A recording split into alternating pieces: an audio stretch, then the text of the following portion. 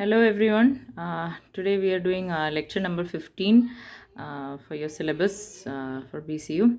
So some of the topics that we have left out, still some more topics are there to complete. So I'm just finishing it off. Okay.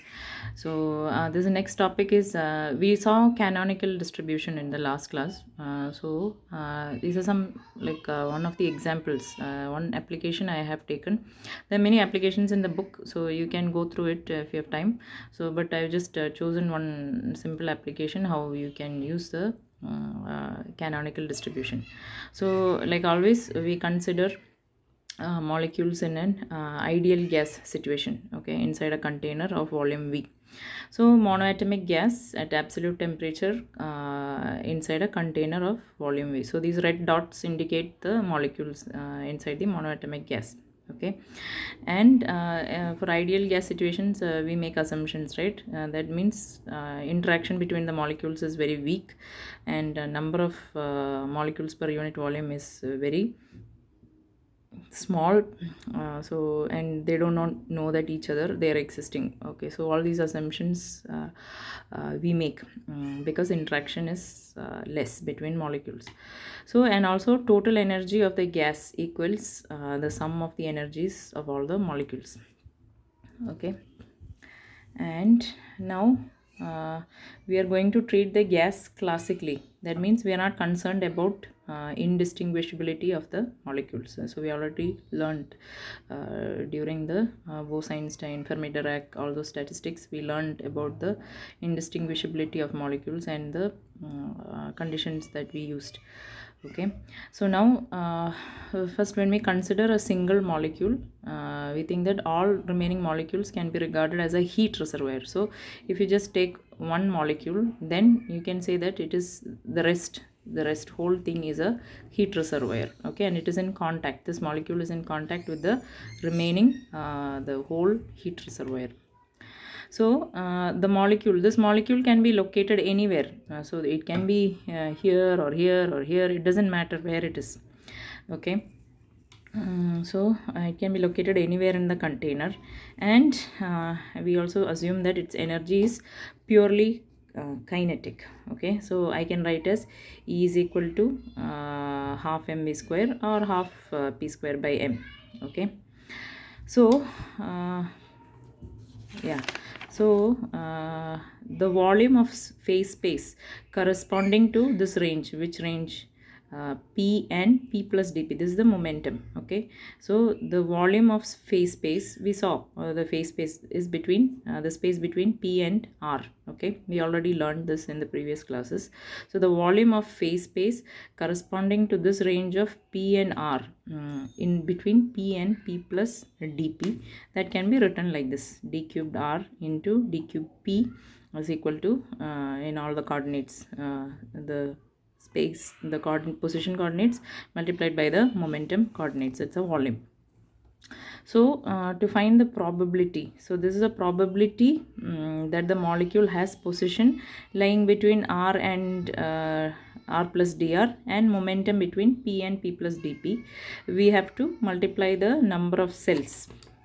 So we're just finding the probability that that molecule has a range between r and r plus dr, and momentum p and p plus dp. So how to find that? We have to multiply the number of cells. So we have to, sorry, it looks a bit shabby, my ink got spilled. Yeah, so we multiply the number of cells in the phase space, that is one cell. Okay, so this is the minimum volume. What is the minimum volume? Dp into dr. So that is h naught is given by, so number of cells in this whole range, how you can just divide it by h naught cube. So this is for one cell, this is for one cell h naught. So how to find out how many cells in the total volume? We just divide by h naught cube. Okay, so phase space, yeah, corresponding to this range by the probability that the molecule is found in a particular cell. So yeah, now what we have is we have to use the formula for the canonical distribution. That is what, e raised to minus beta into er. Okay, so this is our momentum divided by 2m, which gives the energy, kinetic energy. So we already know the formula. What is that? E raised to summation of yeah, so I can just write in the bracket. So canonical distribution probability is proportional to e raised to minus beta into er. Okay, so this is your the canonical distribution. So you have this, the probability is proportional to d cube r d cube p. Okay, this is a number of cells, and probability in finding all number of cells is given by total number of cells multiplied by probability in each cell. So where beta is equal to beta, already you know that kt raised to minus 1. So now the probability density P does not depend on, so this we get the probability density. It does not depend on the position R of the molecule, okay, in the box. So regardless of where it is, it doesn't matter where in the box it is, but it does not depend on that, okay. In the absence of external forces, the symmetry of the physical situation is such that there can be no preferred location of a molecule within the box. Means if there are no external forces, it does not really matter where the molecule is, but the formula holds. So that's what it is saying.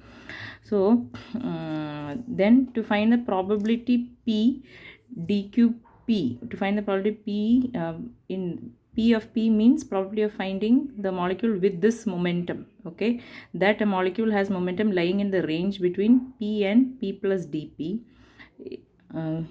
Yeah,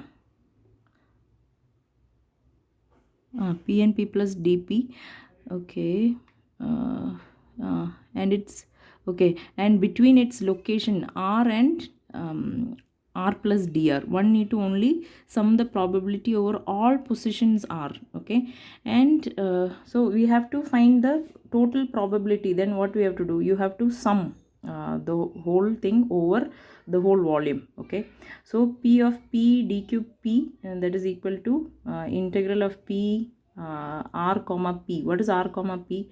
That means this probability of finding between in the range R plus dr and P plus dP. So you can write the formula like this. So you're just integrating over the whole volume. So that is proportional to, already we saw in the formula, that is proportional to e raised to minus beta p square by 2m d cube P, okay. So then we write it in form as a constant C. This proportionality is removed, and then taking only the value of momentum. So we are finding out in the range of momentum. So it is just, we are writing that it is removing the proportionality constant, and we are writing it multiplied by C, that is a constant, and P square by 2m can be written as mv square by 2 also, okay. And in terms of velocities we are writing, so d cube v, okay, and that is also, you can write it as instead of momenta, you are writing it just in the form of v, that is pv d cube v, okay. So when you normalize for finding C, we get the Maxwell distribution of molecular velocity. So from this we can get, from this formula, when you find out C, how do you find out C? By normalizing this equation. So when you normalize for finding C, what will you get? You will get the Maxwell distribution of molecular velocities. So this is one application. So by using this formula, what is this? E is equal to e raised to minus beta into energy of this in this condition we already saw in the beginning, that is p square by 2m. We just took the kinetic energy alone. So by substituting for that energy, we get the Maxwell distribution for molecular velocities. So that is what we arrive at. This is one of the applications of canonical distribution, okay. Thank you.